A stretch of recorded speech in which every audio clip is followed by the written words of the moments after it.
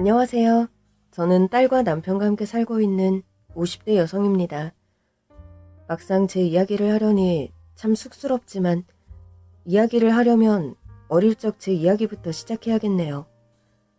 저는 부모님 얼굴도 모르고 버려져서 고아원에서 자랐어요. 기억이 있던 시기부터 고아원에서 언니 동생들과 어울려 지냈고 그래서 제게는 그곳이 집이자 고향이었습니다. 성인이 되면서 고아원을 떠나야 했던 저는 근처 공장에 취직을 하며 공장 기숙사에서 먹고 자며 열심히 일을 했어요. 그리고 매번 월급날마다 과자와 선물들을 사들고 제가 지냈던 고아원을 찾았었죠. 고아원은 제게 집이었고 그곳에 있는 아이들은 모두 저의 동생이었습니다. 그래서 저는 종종 그렇게 고아원을 찾아가 저와 같이 지내던 동생들을 돌보며 시간을 보내곤 했었고 그러다 어느 날 그곳에서 저는 지금의 남편을 만나게 되었습니다. 남편은 그 고아원에 봉사를 하러 찾아오던 청년이었어요. 그래서 저와 종종 마주치는 일이 있었는데 그때마다 저는 그 사람에게 눈길이 갈 수밖에 없었어요. 훤칠하니 잘생긴 얼굴 때문도 있었지만 다른 이유는 그 사람이 휠체어를 타고 다니는 몸이 불편한 사람이라는 것 때문이었죠. 자기도 힘들어 보이는데 그 몸으로 어떻게 봉사를 다니는 건지 저는 그 사람이 신기하고 궁금했어요. 남편은 휠체어를 탄 몸으로 매주마다 아이들을 가르치러 오곤 했습니다. 혼자 먼 길을 오가는 게 쉽지 않을 텐데도 비가 오나 눈이 오나 빠지지 않고 아이들을 찾아와 아이들에게 책을 읽어주고 공부를 가르쳐 주더라고요. 또 그러면서도 가끔 청소하는 저를 도와주기도 했고요. 혼자 가누기도 힘든 몸으로 남을 돕겠다는 그 사람에게 호감이 가던 저는 언젠가부터 그 사람과 친해지며 서로 가까워졌어요. 그리고 결국 저희는 결혼까지 약속한 사이가 되었죠. 어릴 적 자동차 사고로 다리를 쓰지 못하게 된 남편은 몸은 불편했지만 힘든 시절을 꿋꿋이 이겨내고 버텨낸 강인한 사람이었습니다. 다행히도 유복한 집안에서 자라 경제적으로 큰 어려움은 없었지만 안타깝게도 부모님께서는 장남의 처지를 부끄러워하시는 듯 했어요. 그래서 다리를 다쳐 휠체어 끌고 다니는 장남 대신 차남에게 지원을 아끼지 않으며 못난 장남 대신 차남을 내세우셨다고 하더라고요. 그래서 남편은 집안에서도 마음 붙이지 못하고 식구들을 피해 다니며 매주 고아원으로 봉사를 다녔던 겁니다. 남편의 그런 속 얘기까지 알고 나니 저는 더더욱 그 사람을 떠날 수가 없었습니다. 가족들과도 멀어져 외롭다는 사람이 나 아니면 마음 붙일 곳이 어디 있나 싶어 내가 그 사람에게 희망이 되어줘야겠다 싶었죠. 그렇게 저희는 결혼 허락을 받기 위해 시댁을 찾았고 저는 으리으리한 시댁 풍경에 단번에 기가 죽을 수밖에 없었어요. 저도 제가 남편에게 걸맞는 짝이 아니라는 건 스스로도 잘 알고 있었습니다. 남편은 부잣집 도련님에 공부도 많이 한 사람이었지만 저는 고아의 고졸 공순이었으니까요. 그래도 남편을 사랑했던 저는 반대가 있더라도 이겨내고 버티려 작정했어요. 하지만 첫눈에 대놓고 저를 천대하는 시어머니는 너무 무섭기만 했죠. 뭐? 고아? 아니, 세상에 여자가 그렇게 많은데 어떻게 고아를 데려올 수가 있어? 거기다가 공장에서 일한다니? 그런 애가 우리 김씨 집안에 며느리로 들어온다고? 세상에, 너는 남자가 결혼하자 한다고 덥석 하겠다고 했니? 네 주제를 알아야지. 너는 참 염치도 없고 분수도 모르는구나. 너무 그러지 마라. 자기들끼리 좋다는데 그게 잘못은 아니지 않아. 그렇다고 당신 이 결혼 정말 반대할 거야? 그래서 이 결혼 반대하면 다른 방법은 있고? 아니, 나도 마냥 반대를 한다는 건 아니지만 그래도 고아는 해도 해도 너무하잖아요. 우리 집안 위신이 있는데 부모도 모르는 애를 어디다 쓰라고. 시아버지는 그나마 저를 반겨주셨지만 시어머니는 저를 무척이나 싫어하셨습니다. 하지만 다리 불편한 아들이 결혼을 못할까 걱정이신지 반대를 하지는 않으시더라고요.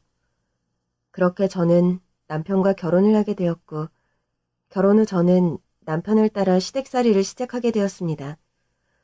그리고 그때부터 무서운 시어머니의 시집살이가 시작되었죠.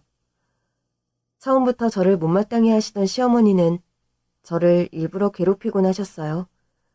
시키신 대로 일을 해놔도 잘못되었다며 처음부터 다시 하라고 하시고, 그 돈 많은 집에서 한겨울에 온수도 못 쓰고 빨래를 하게 하시는 등 악착같이 못된 시어머니 노릇을 하시더라고요. 거기다 시댁은 부잣집이라 워낙에 크고 방도 많았는데 그 큰 집 살림을 저에게만 맡기셨습니다. 원래 그 집에 일하시는 아주머니가 둘이나 계셨다는데 제가 시집가서는 일하는 사람을 다 내보내고 두 사람이 해야 할 몫을 며느리인 제게 시키셨죠. 그런데도 저는 칭찬 한 번 받아본 적이 없었어요. 너 이 정도로 힘들어하면 안 된다. 네가 이 정도는 내야 밥값을 하는 거지. 그럼 부잣집 며느리 되는 게 쉬운 일인 줄 알았냐? 구화 주제에 김씨 집안 며느리 하려면 이건 고생도 아니야. 그러니까 불평할 생각 말고 열심히 해. 알겠어? 예, 어머니.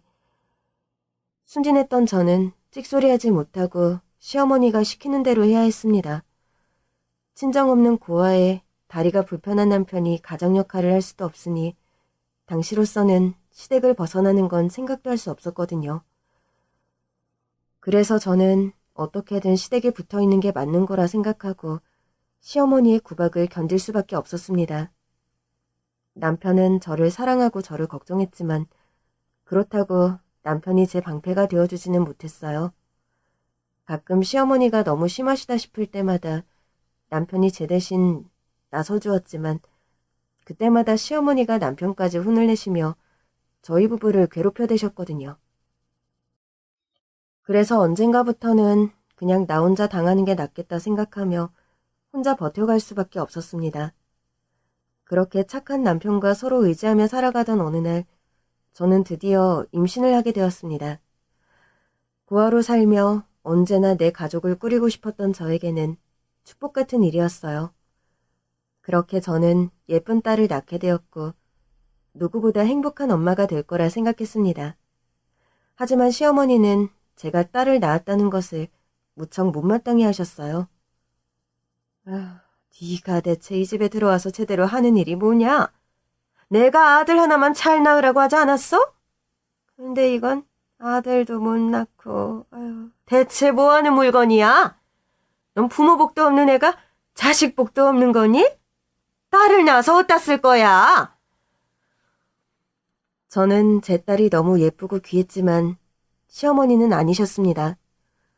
그래서 저와 제 딸을 두고 무척이나 구박을 하셨죠. 저는 제 딸이 저 때문에 미움받는 것 같아 딸아이에게 너무나 미안했어요. 나 말고 여유 있고 부모 있는 엄마를 만났더라면 내 딸도 이런 무시를 당하지 않았어도 될 텐데. 모든 게 못난 제 탓인 것만 같더라고요. 그래도 내 딸은 내가 예뻐해주면 되니 괜찮다고 생각했습니다. 남편이나 제 눈에는 누구보다 귀한 딸이었기에 저희는 열아들 부럽지 않았거든요. 하지만 그러다 얼마 뒤 동서가 아들을 낳으며 상황이 달라지고 말았어요. 아이고 예쁘다. 아이고 우리 손주. 누구를 닮아서 이렇게 예쁠까? 내가 널 보려고 여태 살았나 보다. 그래 내 새끼. 우리 집 재산은 전부 우리 손자 거야. 우리 태훈이 거라고.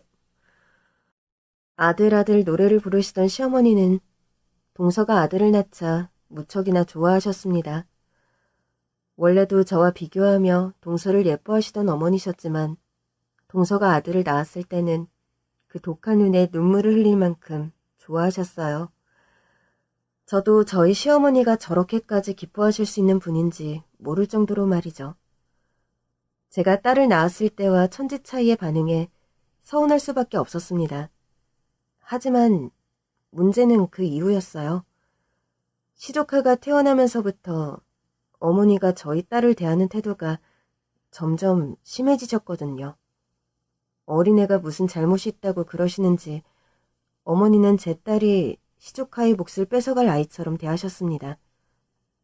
아이고, 너는 애가 벌써부터 먹는 걸 그렇게 좋아해서 어떻게 하니? 어린애가 식탐만 많아가지고는 맨날 뭘 입에 물고 있냐? 먹을 게 있으면 동생도 주고 그래야지. 지만 입이야? 하여간에 밉다 하니까 너는 어째 하는 짓이 탐입냐? 꼴배기 싫어 죽겠네. 엄마, 할머니가 또 내 과자 뺏어갔어. 나 하나밖에 안 먹었는데 욕심꾸러기라고 그랬어. 애가 어릴 때부터 행동이 밉다며 핀잔을 하시더니 저희 딸이 과자 하나 물고 있는 것도 싫어하시고 밉다고 하시더라고요. 그러더니 언젠가부터는 제 딸의 행동 하나하나 트집을 잡으셨어요. 유치원 시절에는 쓸데없이 시끄럽고 말이 많다고 나무라시고 학교에 들어갈 즈음에는 되지도 않는 머리에 공부하는 척한다며 나무라시고 매번 말도 안 되는 핑계들로 제 딸을 혼내셨죠. 처음에는 참고 참던 저도 언젠가부터는 참기가 참 힘들었습니다. 저희 딸이 무슨 잘못이 있다고 저러시는 건지 어머니가 해도 너무한다 싶었죠. 그러다 어느 날 기어이 일이 터졌어요. 저거 몇 년만 더 늦게 태어날 것이지 뭐 그리 성질이 급해서 사내보다 먼저 기어 나왔는지 성격도 드세고 모난 기집애가 먼저 태어나는 바람에 우리 태훈이가 길을 못 펴고 살지. 어디 쓸모없는 것. 차라리 태어나지를 말았어야 하는데. 시모의 망언에 저는 눈이 돌아버렸습니다. 어떻게 애한테 그런 소리를 할 수가 있는지 저는 시모가 너무 끔찍했어요. 10여 년을 참은 저도 제 딸 일에서는 참을 수가 없었네요. 그렇게 결국 저는 눈이 돌아버렸고 시모의 머리채를 휘어잡게 되었습니다. 노망이 나셨어요? 할 말 못할 말이 따로 있지. 어떻게 애 앞에서 그런 소리를 하세요? 괴롭히려면 나만 괴롭히지. 왜 죄도 없는 어린애를 괴롭히시냐고요. 나도 더는 못 참아. 내 딸 눈에 눈물 나게 하는 사람은 피눈물 나게 만들 거라고. 이것이 지금 뭐 하는 짓이야? 어디 감히 심히 머리채를 잡아. 야, 너 미쳤니? 이거 안 나? 너 정말 죽고 싶어? 결국 저는 더 이상 시댁에서 못 살겠다 싶었습니다. 다리 불편한 남편과 어린 딸을 데리고 길바닥에 나앉더라도 시댁을 떠나야겠다 생각했죠. 그리고 저는 남편을 설득해 시댁과 연을 끊기로 했습니다. 남편도 그간 제가 많이 참았다는 걸 알고 저를 나무라지 못하더라고요. 저희 딸을 위해서도 남편도 그런 일은 참을 수 없었겠죠. 그렇게 저희는 그 길로 짐을 싸들고 시댁을 나왔습니다. 그러자 아버님이 집이라도 구하라며 목돈을 주셨어요. 사실 저는 그 돈도 받고 싶지 않았어요. 시아버지가 저를 괴롭히신 적은 없지만 그동안 저희 식구들이 구박당하는 동안 방관만 하셨던 아버님에게도 유감이 많았거든요. 그러자 남편은 그래도 집은 구해야 하지 않겠느냐며 미리 유산을 받은 거라 생각하자고 하더라고요. 시댁과 연을 끊으면 앞으로 도움받을 일도 없을 거라고 말이에요. 하긴 그 돈이라고 해봐야 시댁 재산에 비하면 얼마 안 되는 푼돈이었기에 저희는 결국 그 돈을 받고 시모 몰래 집을 얻게 되었습니다. 그리고 그 후로는 시댁과 연을 끊고 살았어요. 그래도 집 구할 도움을 주신 아버님에게는 남편이 종종 따로 소식을 전하기는 했었죠. 그렇다고 얼굴을 보고 지내지는 않았었는데 그러던 어느 날 남편이 시아버지에게 연락이 왔다고 말하더라고요. 아버지가 오랜만에 연락을 하셨네. 왜? 집에 무슨 일 있으시대? 몇 년간 별 말씀 없으시더니 오랜만이시네? 그게 실은 아버지 건강이 좀 안 좋으신가 봐. 최근에 수술을 받으셨다고 하시더라고. 그래? 수술은 잘 된 거야? 뭐 심각한 병은 아니고. 수술하면 괜찮은 건가 봐. 그것도 일찍 발견해서 수술할 수 있었던 거라고 하니까 운이 좋은 편인 거지. 그럼 다행이네. 그 연세에 수술 성공하는 것도 쉽지 않을 텐데. 그래도 노인이 크게 앓고 나시니까 생각이 많아지신 모양이더라고. 오랜만에 연락해 오신 걸 보니까 괜히 마음이 좀 그런데. 아버지가 당신이랑 영은이가 보고 싶다고 그러시더라고. 아버지도 이제 나이가 있으시고 언제 돌아가실지 모르시니까 걱정이 되시나 봐. 이러다가 손녀딸 얼굴도 못 보고 갈까 싶으셨는지 한번 봤으면 좋겠다 그러시는데. 우리 다 같이 만나자고? 아버님만? 아니지. 만나면 식구들 다 같이 만나는 거지. 역시 당신 별로 내키지 않지? 안 되겠다고 전할까? 저희는 몰랐었는데 시아버지께서 크게 아프셨던 모양이었어요. 일찍 발견한 덕분에 수술이 잘 되어서 다행이라고는 하지만 그 연세에 수술한다는 것 자체가 큰일이니까요. 그래서인지 시아버지가 저희 식구들을 보고 싶다고 얘기를 하셨다는 겁니다. 연을 끊고 산 지 한두 해도 아니고 이제는 얼굴이 가물가물한 저희 사이에 그 말이 달갑지는 않았죠. 그러자 남편도 제 눈치가 보이는지 조심스럽게 이야기를 전했습니다. 그 모습을 보니 괜히 눈치 보는 남편이 짠하기도 하고 저도 노인네가 아프다는데 괜히 연민이 들더라고요. 됐어. 언제 돌아가실지 몰라서 보고 싶다고 그러시는데 거기다가 싫다고 하는 것도 좀 그렇네.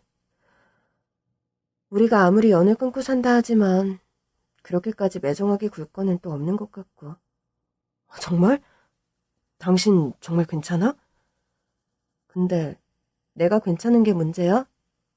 당신 어머니는? 아버님이야 종종 연락하고 지냈으니 우리 식구가 보고 싶으실 수도 있지만 당신 어머니는 아니실 수도 있잖아. 아버님 혼자 생각으로 그러시는 거면 좀 곤란한데? 안 그래도 내가 여쭤봤는데 어머니도 알고 계신다고 하더라고. 두 분이 먼저 얘기를 끝내신 모양이야. 아버지 말로는 엄마도 우리 소식 궁금해하신다고 하는데 한번 찾아뵈면 좋지 않을까 해서. 이제는 어머니도 많이 달라지셨을 수도 있고 당신한테는 염치 없고 미안한 말이지만 나는 조금 죄송한 마음이 들기도 하네. 당신 마음 내가 어떻게 이해 못하겠어. 솔직히 나야말로 당신한테 미안하지. 물론 어머니가 잘못하신 건 100번 맞지만 그래도 당신한테는 부모님인데 고아인 내가 무슨 주제로 당신한테 연 끊으라 그랬는지 솔직히 지금도 그건 좀 미안해. 아니야. 내가 당신한테 미안하지. 내가 제대로 된 놈이었으면 어머니도 당신한테 그러지 않으셨을 거고 내가 당신 방패막이 되어줬을 텐데 내가 못나서 그런 걸 누구를 탓해? 아무리 안 좋은 일이라도 시간이 지나면 다 잊혀지고 세월이 약이 된다는 말이 맞았나 봅니다. 당시에는 말 못할 일을 겪고 죽기보다 싫었던 시부모님이었는데도 시간이 지나고 보니 그때 일이 가물가물해졌는지 후회가 들기도 하고 짠한 생각이 들기도 하더라고요. 특히나 저 때문에 본의 아니게 천륜을 끊게 된 남편에게는 미안함이 있을 수밖에 없었어요. 아무리 무심한 부모라고 그래도 낳아주신 분들인데 제가 저로 모자라서 저희 남편까지 고아로 만들었으니 말이죠. 그래서 저는 시간이 흐른 만큼 시모도 뉘우치는 게 있을 거라고 생각하며 시댁 식구들을 만나기로 했습니다. 하지만 그래도 과거의 감정이 아직 남아있는지 그 집에 가고 싶은 마음은 들지 않아서 밖에서 외식을 하기로 했어요. 오랜만에 한번 본다고 앞으로 다시 잘 지낼지 아닐지도 모르는데 굳이 식구처럼 집에까지 가기도 그렇고 적당히 남처럼 밥이나 한 끼 먹는다 생각하려 했죠. 그런데 그 과정에서 저희 딸을 설득하는 게 문제였습니다. 저희만 괜찮다고 하면 괜찮아 할 거라고 생각했던 딸이 그 집 식구들을 만나기 싫다고 하더라고요. 난 잘 모르겠어. 여태 남처럼 살다가 이제 와서 보고 싶다고 하는 것도 웃기고, 지금 다시 만난다고 해서 다시 식구가 잘 지낼 것도 아닌데 만나서 뭐해? 그래도 할아버지가 아프시다고 하시잖니. 노인네들이 살아봐야 뭐 얼마나 살겠다고. 가기 전에 손녀딸 한번 보고 싶다고 그러시는데 그냥 한번 들어드리자. 내가 언제부터 그 집 손녀였어. 나는 한 번도 그랬던 적이 없는 것 같은데? 같이 살 때는 매번 차별하고 나몰라라 해놓고 이제 와서 내가 보고 싶다고? 할아버지야 대놓고 차별한 적은 없다고 해도 우리 식구들 방관하고 무관심했던 건 맞잖아. 근데 이제 와서 내가 당신 손녀라고 날 찾아? 그래, 우리도 이해해, 영훈아. 네가 부모 잘못 만난 죄로 할머니 할아버지한테 사랑도 못 받고 마음고생했던 거 잘 알지. 근데 이제는 세월이 많이 흘렀잖니. 벌써 10년도 더 지난 일인데 할머니 할아버지도 바뀌지 않으셨겠니? 10년이면 강산도 변한다고 하잖아. 강산이 바뀌어봐야 그 자리에서 꿈쩍이지 않잖아. 나는 그 말 안 믿어. 그래, 네 말도 틀린 거 하나 없다. 솔직히 엄마도 그 집 식구들이 얼마나 바뀌었을까 기대는 별로 안 해. 사람 쉽게 바뀌는 거 아니라는데 이 할머니 그 성질이 어디 가겠니? 그래도 언제 죽을지 모르는 네 할아버지 소원 모르는 척 하자니 엄마 마음이 편치 않을 것 같다. 나도 내 마음 편하자고 가는 거긴 하지만 영은이 네가 싫다면 너는 안 가도 돼. 엄마랑 아빠만 다녀올게. 딸아이가 그렇게 싫다고 하니 저는 강요할 생각이 없었습니다. 애초에 저도 제 마음 편하자고 만나겠다고 한 거였는데 그 사람들 불쌍하다고 제 딸에게 스트레스를 주고 싶지는 않았거든요. 어릴 적에는 별말 없었던 아이였기에 괜찮을 거라 생각했던 제가 아니랬던 거죠. 딸아이도 이제 자랄 만큼 자랐고 자기 앞가림하고 사는 성인인데 그 아이가 싫다면 데려갈 생각은 없었어요. 그래서 저희끼리 가는 걸로 하고 있었는데 만남이 있기 전날에 딸아이가 갑자기 마음이 바뀌었다며 같이 나가겠다고 하는 겁니다. 아무래도 안 되겠어. 나도 같이 갈게, 엄마. 아니, 왜? 그 사람들 만나기 싫다고 안 가겠다고 그러더니. 그렇다고 내가 그 속을로 엄마 아빠만 보내는 것도 마음이 편하지가 않아서.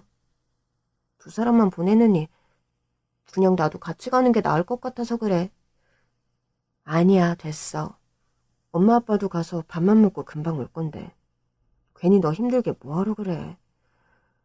그 사람들이 엄마한테 뭐라고 할 줄 알고 그 생각하면 내가 불안해서 안 되겠어. 그러니까 내가 따라가서 엄마 지켜줄게. 이제는 내가 엄마 아빠 보호자라고 했잖아. 저희끼리만 시댁 식구들을 만나는 게 불안했던 건지 딸아이는 끝내 저희와 동행을 하기로 했습니다. 싫다는 아이를 괜히 데려가게 되어 미안한 마음이 들더라고요.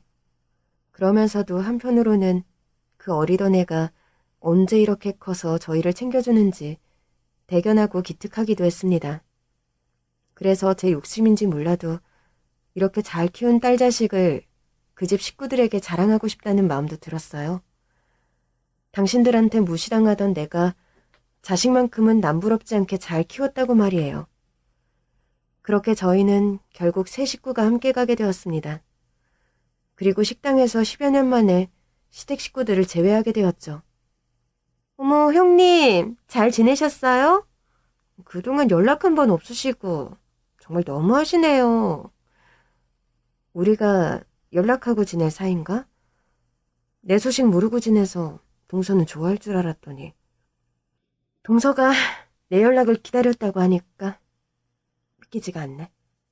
형님들 참 오랜만에 만난 사이에 무슨 말씀을 그렇게 섭섭하게 하세요? 그럼 제가 설마 형님 걱정 한 번 안 했겠어요? 형님이 그렇게 난리 피우고 나가실 때도 저 얼마나 걱정했는데요. 그래서 저는 형님이 이 자리에도 안 나오실 줄 알았어요.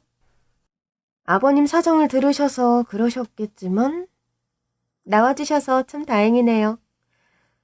오랜만에 만난 동서는 여전했습니다. 여전히 오만하고 재수없고 사람 성질을 긁는 소리를 잘하더라고요.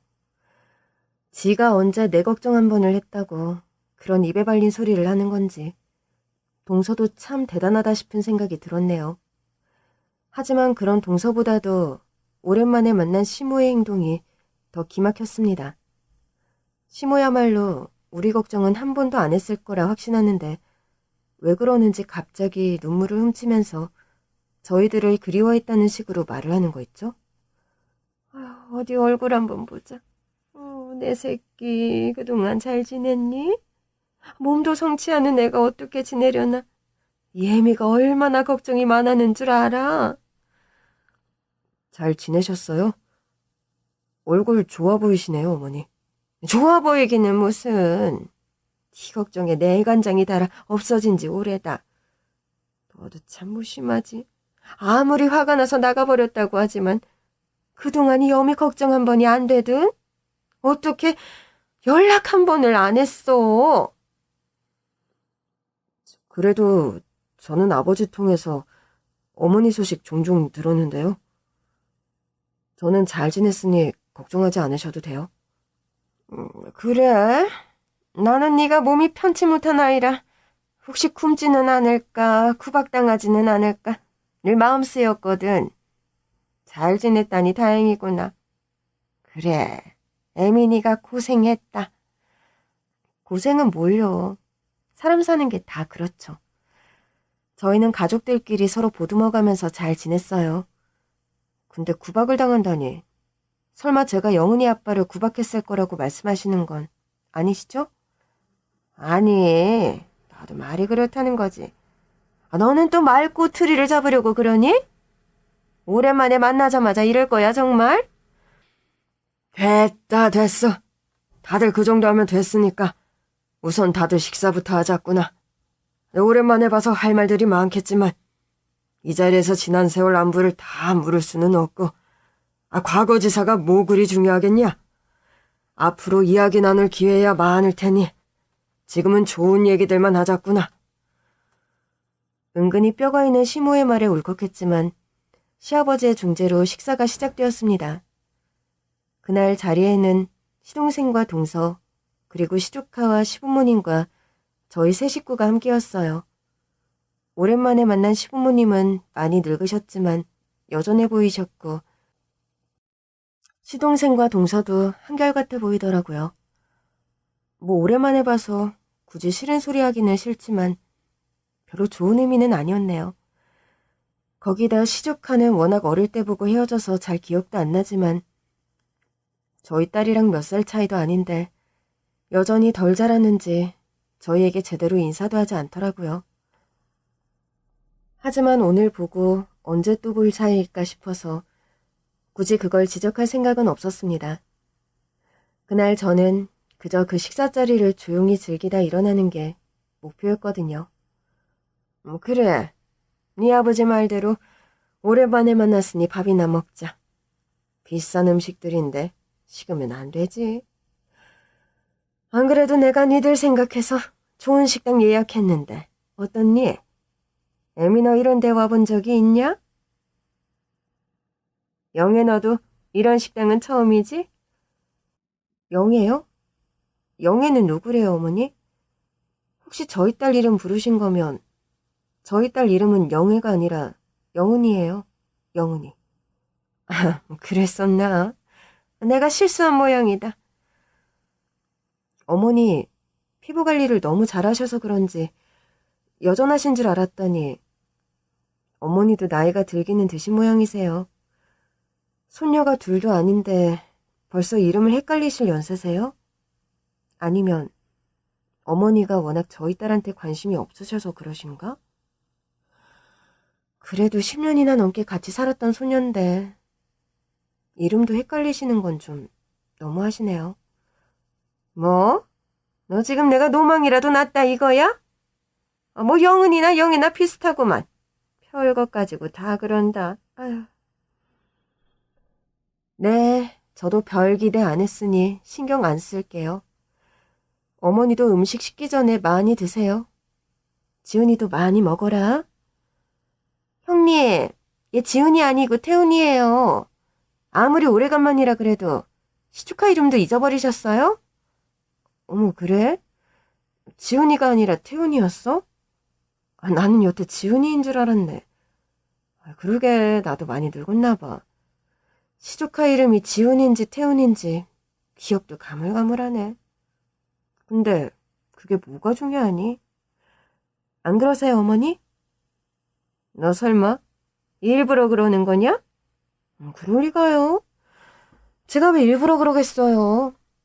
어머니는 일부러 그러셨어요? 저도 어머니처럼 실수였어요. 지훈이나 태훈이나 비슷한데 뭐 그런 것 가지고 그러세요?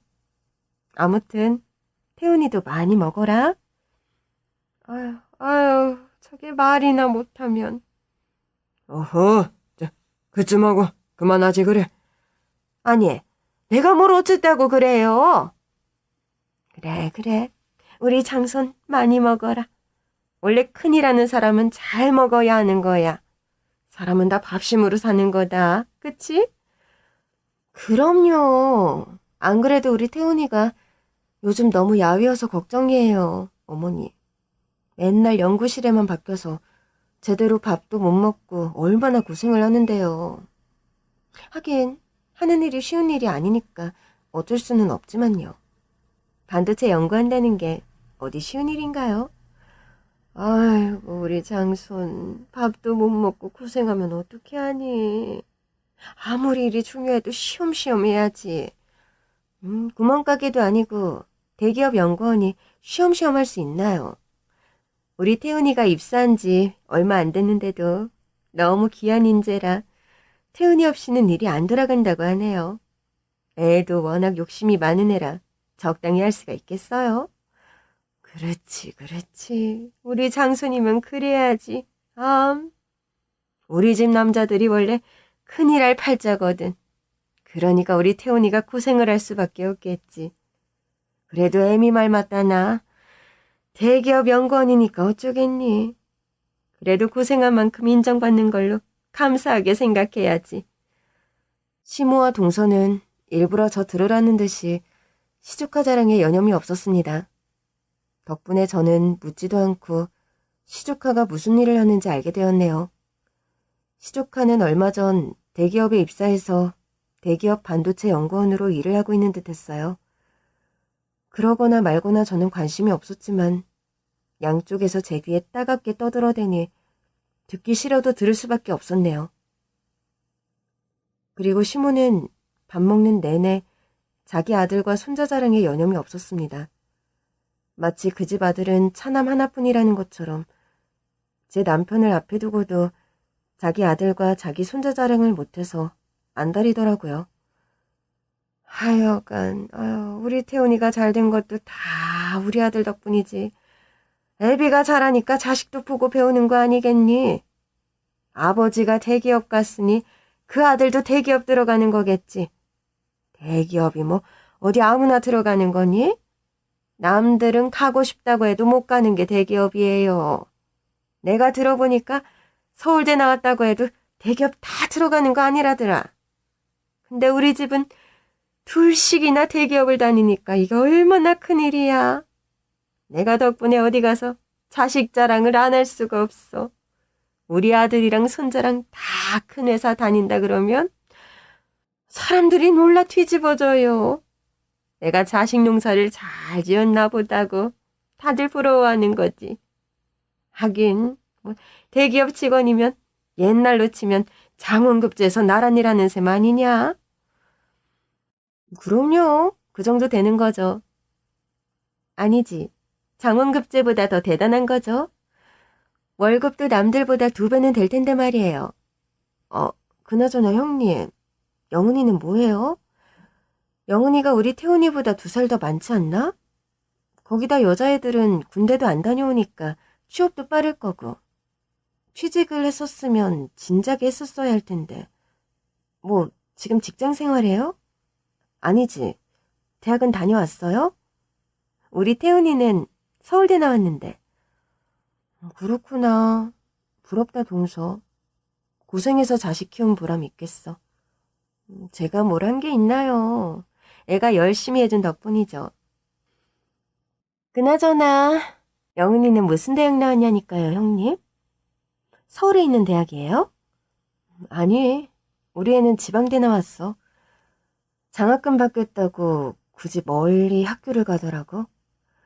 그 학교는 장학금이 잘 나온다 그래서.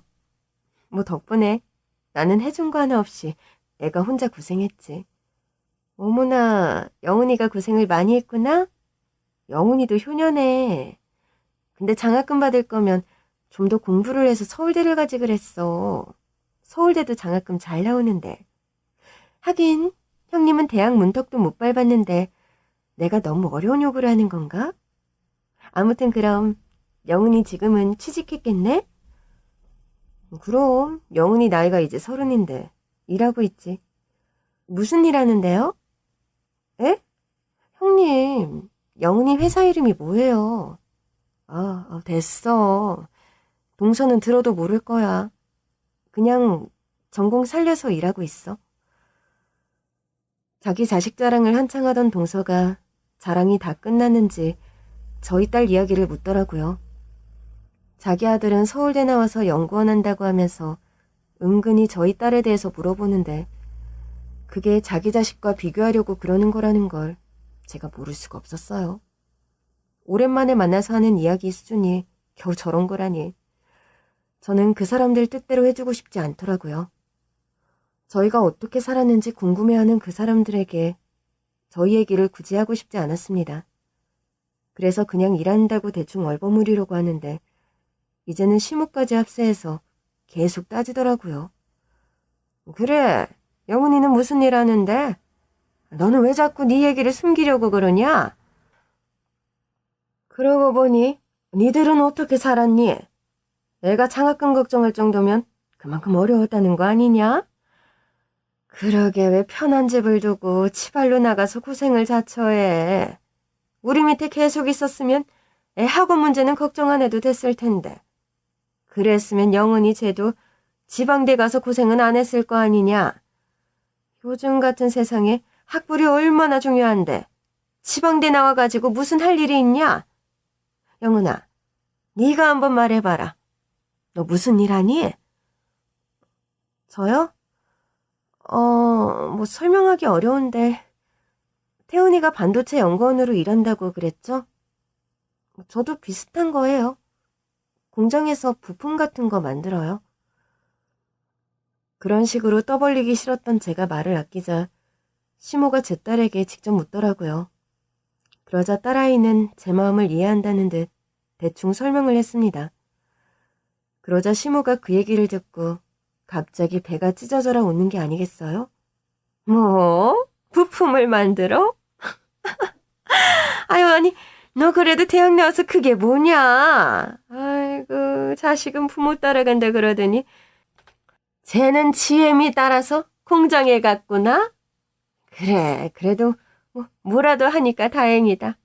원래 직업에 귀천은 없는 거야. 우리 태훈이처럼 연구실에서 연구하는 사람이 있으면 공장에서 만들고 그런 일 하는 사람도 다 필요한 거지. 원래 노동의 가치는 중요한 거 아니니? 그래, 그래도 뭐 열심히 살다 보면 언젠가 좋은 날이 있을 거야. 그래도 너는 딸이니까 좋은 집에 시집 가도 되는 거고. 저는 시집 안 갈 건데요? 저는 평생 저희 부모님 모시고 살 거예요. 응? 시집도 안 가겠다고? 하긴 지혜비 몸이 저런데 자식이 돌봐야지 뭐 어쩌겠냐. 네 엄마까지 나이 들고 힘들어지면 네가 네 부모 챙겨야지. 그래, 네가 효녀다, 효녀야. 그렇네, 영은이가 정말 효녀네. 요즘 애들 중에 저렇게 자기 부모 챙기는 애들이 어딨겠어요? 형님은 착한 딸 두셔서 좋으시겠어요? 그래, 공부 좀 못하고 돈 좀 못 벌면 어때? 애가 착하면 됐지. 안 그래요, 형님? 그래, 나는 우리 딸 착해서 너무 고마워.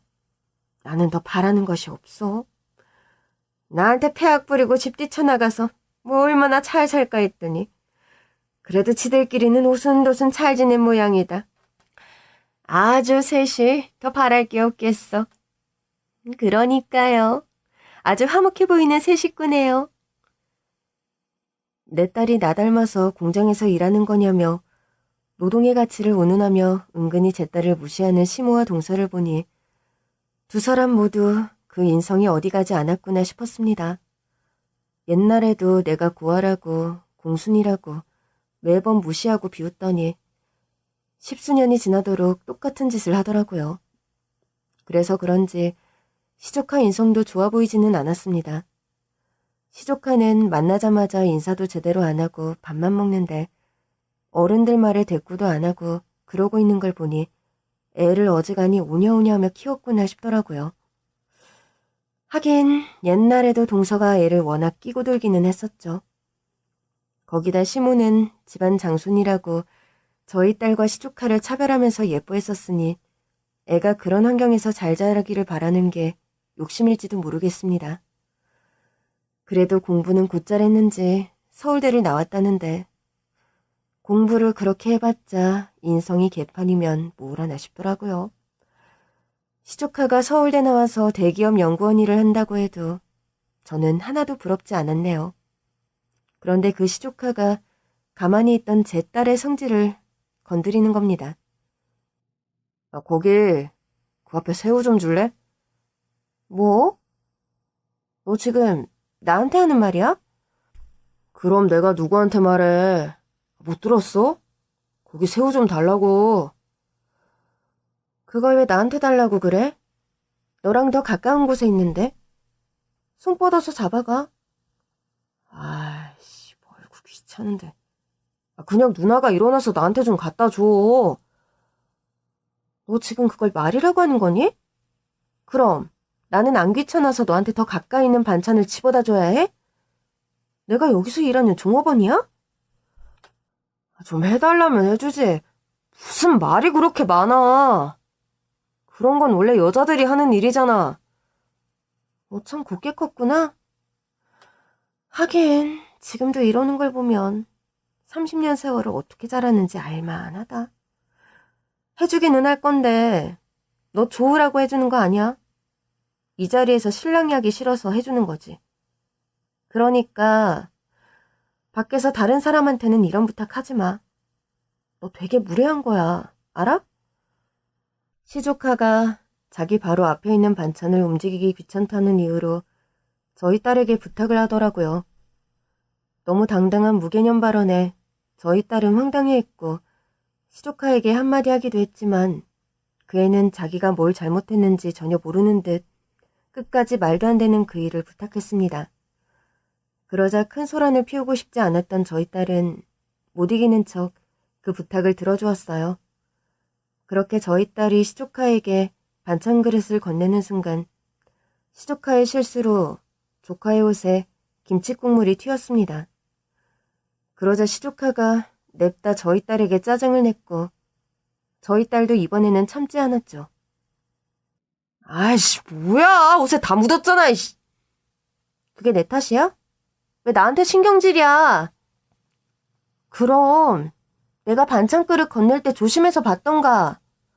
한 손에 수저 들고 반찬 그릇까지 집으려고 하니까 수저를 떨어뜨리지. 그래놓고 그게 내 탓이라는 거야? 너 진짜 인성 쓰레기구나. 뭐? 이 집애가 지금 누구더러 쓰레기래, 이씨. 그러게 네가 잘 줬으면 됐잖아. 아이씨, 이거 첫 월급 타서 지른 명품인데. 야, 너 이 옷이 얼마짜린 줄 알아? 네 월급으로는 엄두도 못 내는 옷이라고. 어머머, 어우, 이게 무슨 일이야. 비싼 옷에 김치 국물이 다 튀었네. 얘, 너는 여자애가 칠칠치 못하게 조심성이 왜 그렇게 없니?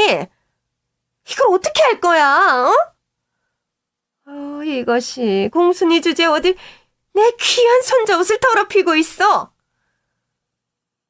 개념 없는 시조카가 비싼 옷이라며 난리를 부리자 동서까지 자기 자식을 거들어 제 딸을 욕하더라고요. 그리고 그 순간 시모가 갑자기 자리에서 일어나 제 딸의 뺨을 내리쳤습니다. 순식간에 벌어진 일에 저는 숨도 쉬어지지 않았어요. 하나뿐인 자식이라고 귀하게 키운 내 딸에게 손을 대다니 피가 끓어 미칠 것 같더라고요. 처음부터 시조카가 잘못한 일이었습니다.